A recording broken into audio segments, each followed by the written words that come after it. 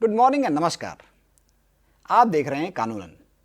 कानूनन वो जरिया है जहां पर कानून को इतने सरल तरीके से बताया जाता है जिससे कि एक आम आदमी भी ये जान सके कि कानून में क्या है और कानून को वो किस तरह से इस्तेमाल कर सकता है।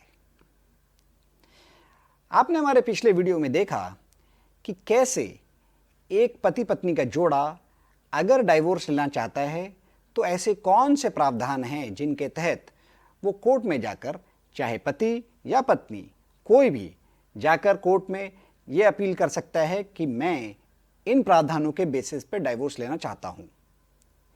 ऐसा डाइवोर्स ए वर्सेस बी होगा।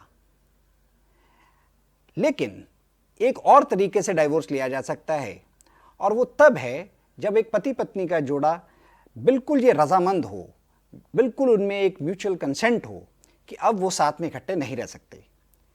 जब वो रजामंदी है और जब वो कंसेंट आपस में है तो वो दोनों जाकर, यानी कि A and B, both of them can go to the court and ask for divorce on the basis of mutual consent. और आज हम इसी टॉपिक पे डिस्कस करेंगे कि डाइवोर्स विद म्यूचुअल कंसेंट क्या होता है। कानूनन इसके बारे में section 13B of Hindu marriage act 1955 में बताया गया है। चलिए हम इसको समझते हैं अपने उन्हीं दो कृत्रिम पात्र दिव्या और रवि के द्वारा। मान लीजिए कि रवि और दिव्या की शादी 1 जनवरी 2020 को हुई और 6 महीने बीत जाने के बाद उनको ये रियलाइजेशन होता है कि वो दोनों साथ में नहीं रह सकते और इस बारे में उन दोनों की रजामंदी है और उन दोनों में म्यूचुअल कंसेंट है। तो अब ऐसे क्या क्या चीज़ें उन्हें करनी पड़ेंगी कि वो कोर्ट में जाकर रजामंदी से डाइवोर्स ले सकें। चलिए वही समझते हैं। सबसे पहले जो उनको समझना होगा वो ये है कि उनकी शादी को तकरीबन पूरा 1 साल हो चुका हो, क्योंकि अभी 6 महीने ही हुए हैं। आज की डेट में अगर रवि और दिव्या किसी भी कोर्ट में जाकर अगर अपनी अर्जी लगाएंगे तो वो अर्जी को खारिज कर दिया जाएगा। पर अगर वो यही म्यूचुअल कंसेंट वाले डाइवोर्स की अर्जी 1 जनवरी 2021 को लगाएंगे तो वो अर्जी उनकी स्वीकार की जाएगी।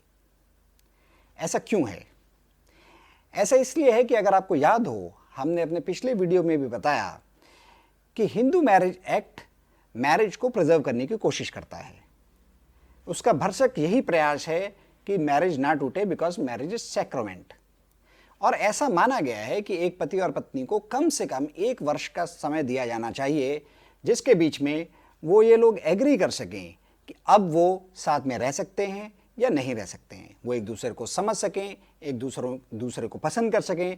और अगर वो इस नतीजे पर पहुंच जाते हैं कि अब वो साथ में नहीं रह सकते तो 1 साल बाद वो कोर्ट में आकर सेपरेशन की अर्जी डाल सकते हैं। अब मान लीजिए कि 1 पूरा साल बीत चुका है, अब वो कोर्ट में जाकर रजामंदी से डाइवोर्स ले सकते हैं।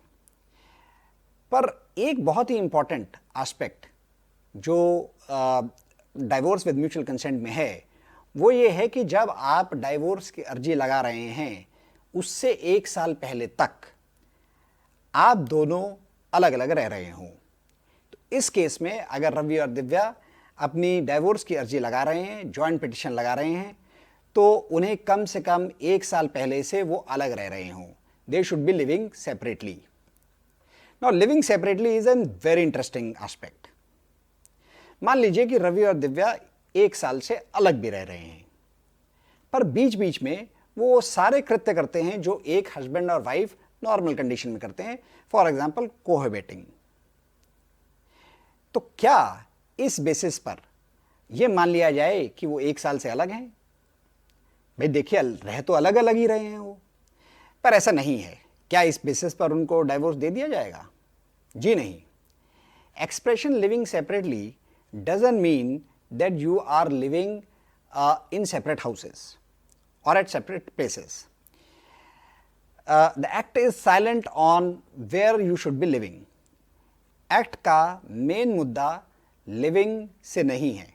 एक्ट का मेन मुद्दा यह है कि क्या आप पति पत्नी के अपने संबंधों को निभा रहे हैं या नहीं निभा रहे हैं।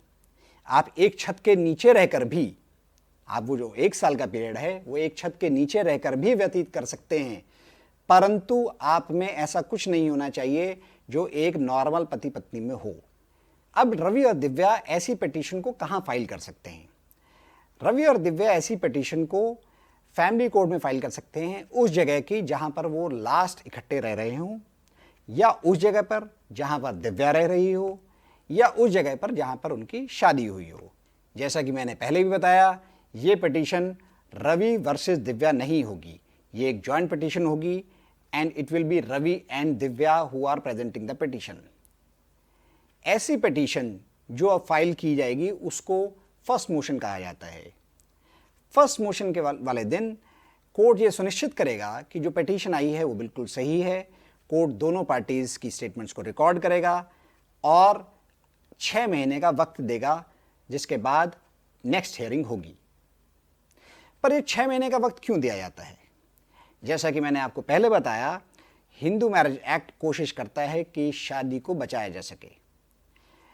ये 6 महीने का वक्त भी इसीलिए दिया जाता है कि पिटीशन फाइल करने के बाद अगर दोनों में से कोई भी ये माने कि वो डाइवोर्स नहीं लेना चाहता, या दोनों ही ऐसा माने कि वो डाइवोर्स नहीं लेना चाहता, तो बहुत अच्छी बात है। अगर दोनों ही आकर कोर्ट को ये बताएं कि वो डाइवोर्स नहीं लेना चाहते, तो केस वहीं ख़त्म हो जाएगा और वो पिटीशन को विड्रॉ कर सकते हैं। पर अगर दोनों में से एक आकर ये बोले कि वो डाइवोर्स नहीं लेना चाहता उस 6 महीने के पीरियड में, तो वो एक विड्रॉल पिटीशन डालकर अपनी पिटीशन को विड्रॉ कर सकता है। और जो दूसरा व्यक्ति है रवि और दिव्या में से जो भी डाइवोर्स लेना चाहता है, उसके पास कोई चारा नहीं बचता, वो डाइवोर्स विद म्यूचुअल कंसेंट नहीं ले सकता और उसको अल्टीमेटली नॉर्मल कंडीशंस में डाइवोर्स के लिए अप्लाई करना पड़ेगा। अगर 6 महीने बाद भी पति और पत्नी रवि और दिव्या दोनों इस बात को लेकर कन्विंस्ड हैं कि वो साथ में नहीं रहना चाहते, तो वो दोबारा से कोर्ट में जाएंगे और वहां जाकर अपनी स्टेटमेंट्स रिकॉर्ड करवाएंगे।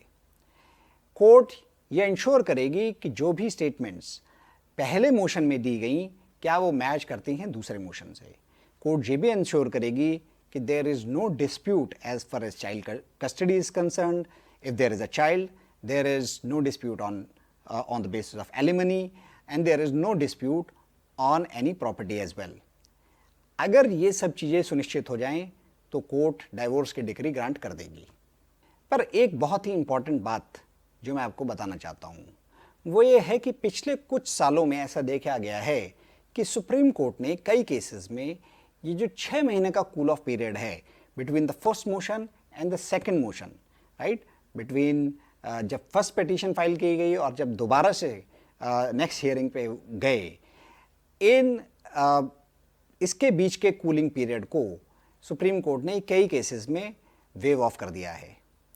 और ये वेव ऑफ ऐसा नहीं है कि हर केस में कर दिया गया, ये वेव ऑफ उन केसेस में किया गया जहां पर सुप्रीम कोर्ट इस बात को लेकर बिल्कुल कन्विंस था कि जितनी भी रिकन्सिलेशन की कोशिशें थीं वो पूरी हो चुकी हैं, जो भी किया जा सकता था एक शादी को बचाने के लिए वो कर लिया गया है। दोनों पति और पत्नी जो हैं वो एजुकेटेड हैं, वो समझदार हैं, उसके बावजूद भी they are convinced that they can not live together. Court का मानना था कि उनकी एगोनी को और ना बढ़ाया जाए और उसे वहीं समाप्त कर दिया जाए, और इसीलिए वो कूलिंग पीरियड ऑफ कर दिया गया। But this is not a norm, these are certain cases जहाँ पर इस तरह का हुआ है। हम कोशिश करेंगे कि हम सिर्फ इसी स्पेसिफिक कूलिंग पीरियड को ऑफ करने को लेकर कुछ वीडियोज़ हम बनाएं। और आखिर में वो कौन से डॉक्यूमेंट्स हैं जिनको लगाना पड़ेगा डाइवोर्स फॉर म्यूचुअल पिटिशन। एक तो आपको एक जॉइंट एप्लीकेशन देनी पड़ेगी, जॉइंट पिटिशन डालनी पड़ेगी। दूसरा आपको मैरिज का सर्टिफिकेट लगाना पड़ेगा। तीसरा आपको, अगर आपके पास मैरिज के कार्ड हैं, फोटोग्राफ्स हैं, अगर आपके पास वीडियो हैं, आपको वो देना पड़ेगा। आपका रेजिडेंस प्रूफ देना पड़ेगा। अगर आपकी तरफ से आपके माता पिता आए हुए हैं तो उनके हस्ताक्षर होंगे। ये सब चीज़ें अगर आप लगाएंगे तो डाइवोर्स फॉर म्यूचुअल कंसेंट आप फाइल कर सकते हैं। आपको ये वीडियो कैसा लगा? आप अपनी राय, अपने सुझाव कमेंट बॉक्स में लिख सकते हैं। अगर आपके कोई सवाल हैं, अगर आप कोई प्रश्न पूछना चाहते हैं, आप वो भी अपने कमेंट बॉक्स में लिख सकते हैं और हम कोशिश करेंगे कि हम उनका आंसर करें। If you like the video, content and presentation, keep watching कानूनन and keep coming back. Thank you very much.